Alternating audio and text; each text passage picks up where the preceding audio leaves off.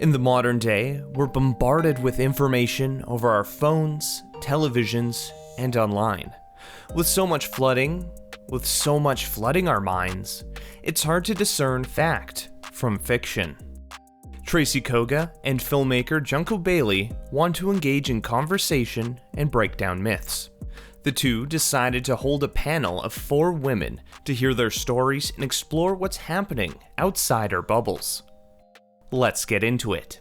Well, I'm Tracy Koga, and formerly with Shaw TV. My experience, Ryan, has been with community and telling stories. And once I left Shaw, I just thought that there still was a niche there. There's still an audience. Stories to be told. Exactly. And I wanted to continue to fill that void. So I created I Like Hue, H-U-E. And we are a video production company, but more importantly, I wanted to provide a platform where people felt safe to share their stories. Strong supporter for, obviously, BIPOC community, especially females. And now it's expanded to so many other things. But this event we're really focused on, and I think is going to start a really interesting conversation.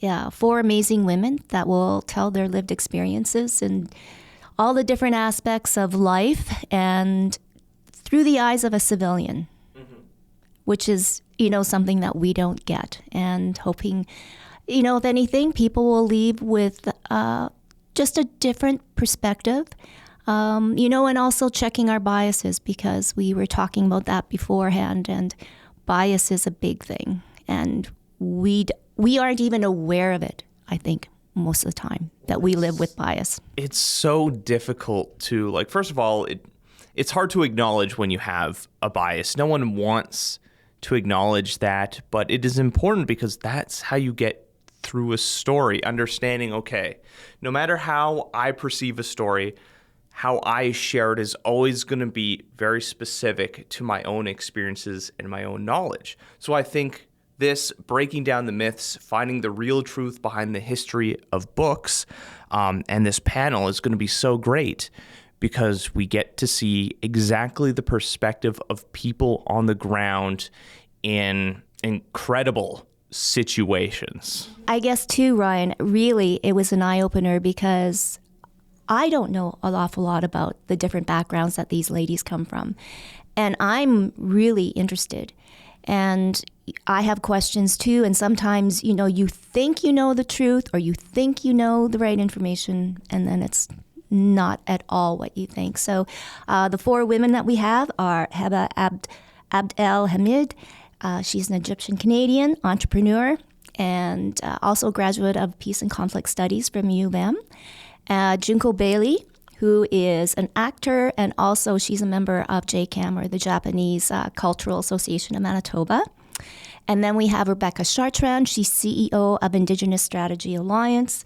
And then last but definitely not least, we have Yulia Kovalenko. So she actually works here at U-Channel, and she's a newcomer from Ukraine. And she will bring her own perspective of being a young person like yourself, thinking that life is great, and then all of a sudden it does a 180. I saw that. I saw Yulia was part of the panel. I was like, whoa, that's so cool. It's like we have someone here who has experienced so much. My colleague Zuhair Al-Musre has also experienced so much, being originally really young, refugee from Syria, growing up in Saudi Arabia, and then now moving his family here to Canada.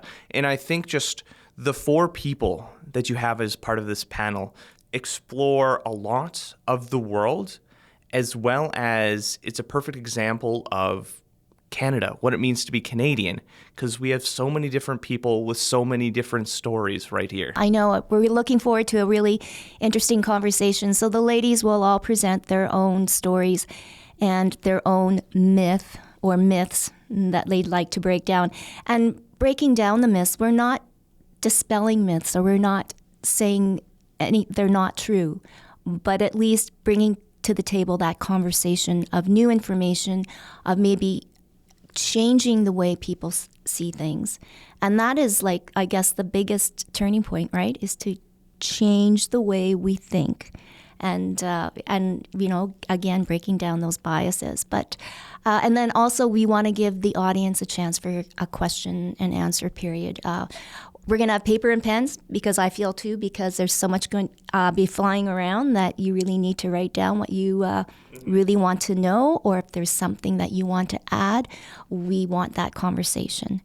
And and most importantly, it's all going to be happening on Sunday, this Sunday, October 22nd, at the Japanese Cultural Association on McPhillips, 180 McPhillips. And we're so happy that the center allowed us to open up their space for us. Opportunities like this are so important because we are in really polarizing times right now. All you have to do is turn on the TV or turn on your phone to see some new conflict or new culture war issue that is currently going on. So having an opportunity to sit down, to think, because when you see something, it is very easy to just react to it. Like your innate feelings on something, you're like, oh, this. It's like, well, sometimes you need to take a moment, take a breath, analyze it and break it down and really think about it, which is really, really hard to do. I know I have a lot of moments where I see something or hear something and then I have an innate reaction to it. But then it's understanding, okay, having a reaction is human, but we need to look at things critically sometimes. Oh, I know. And you know what? Again, we really want to create that dialogue and give people the opportunity to also speak their feelings, and not be judged, but also to be able, though, to listen and, and understand where the other side is coming from, too. And that's a hard spot. That's a hard, it's a tough pill to swallow for a lot of people. And, just to touch on the topics, so Junko will be speaking about the aftershock and the horrors of the atomic bomb. She's from Nagasaki, and, her dad and her had a lot of conversations. Yulia, of course, war in Ukraine. And Heba, an Egyptian woman. And really, she's going to be talking about the resiliency of women in the Middle East. And because all that we've been hearing are, it's the horrible stuff. But she wants to say, yes, we are strong, we are beautiful, and we count. And she comes from a very strong background, too, as well. And then, of course, Rebecca Chartrand. I mean, we can't ignore what's happening in our own backyard. Oh, and definitely we not. still have Indigenous issues, and there's, a lot of work still to be done. But, and she'll talk about, yes, again, how far we've come, but then how much further we have to go, right? Some of our projects right now are directly in response to what we've seen. We started a project called We Stand Together, where when the 215 graves were first uncovered or discovered in Kamloops, to explore and reach out to the Indigenous community to get their perspective. It's a story that they've known this whole time. That's only, the veil has only been revealed to the public relatively recently, only a couple of years, or like the truth that was hidden for so long. So yeah, we are exploring those. And yeah, I think all four of these women have fantastic stories, and it's going to be great to see what their perspectives are, to see their backgrounds, what was life like for them. Because yeah, over here in Canada, we only have a very basic picture of what life is outside of our borders. Totally. And that's what we want to do, right? I mean, we go back and forth to work. We live in our little bubble in our suburbia or, wherever. The horrible thing is, yes, social media is right there at our fingertips. And it's faster than a second. Yep.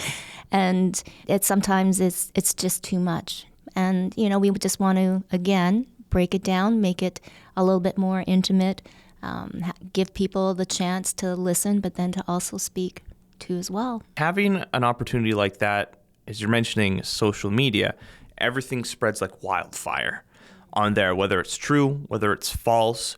It is way too quick to verify what's going on over social media. The news that just comes just flooding in. So having a panel, an opportunity to listen to people, to process your thoughts, and then ask questions can really help in those moments instead of just information overload. Yeah, no, really, Ryan, it's just to inform people. And again, just maybe getting a little bit closer to the truth. And it really is through the eyes of civilians. And if we think about what's happening in our world, it's the people that are suffering, the civilians caught in the crossfire and, having to evacuate or whatever, or move to a different country and a different land. We're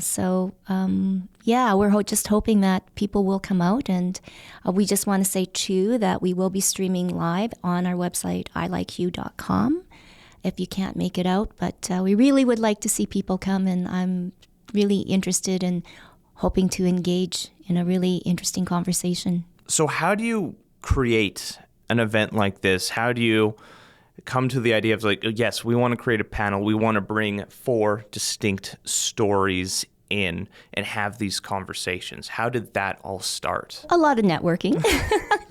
Well, actually, it was Junko and myself.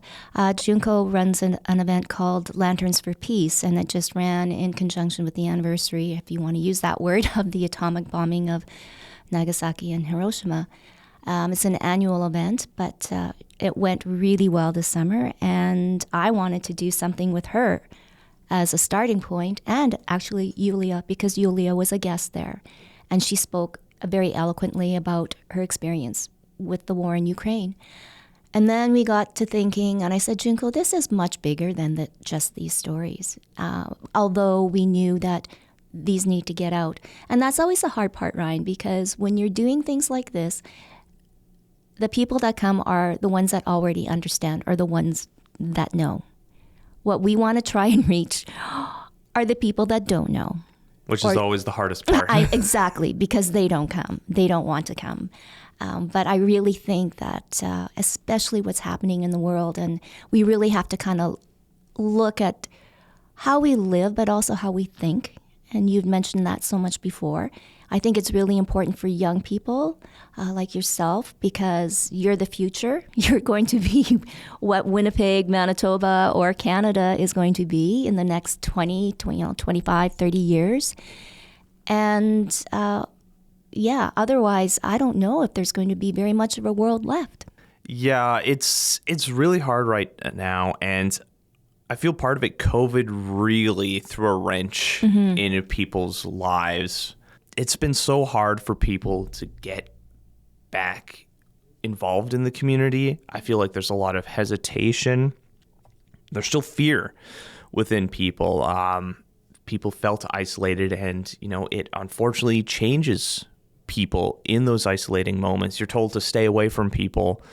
And now, trying to get back in, get through those. And it's a hard time trying to get involved, to get out there. I know. And I think, with yourself and what You Channel does is really to try and stress to people to go out, support, volunteer, get to know your community. That's the only way, right?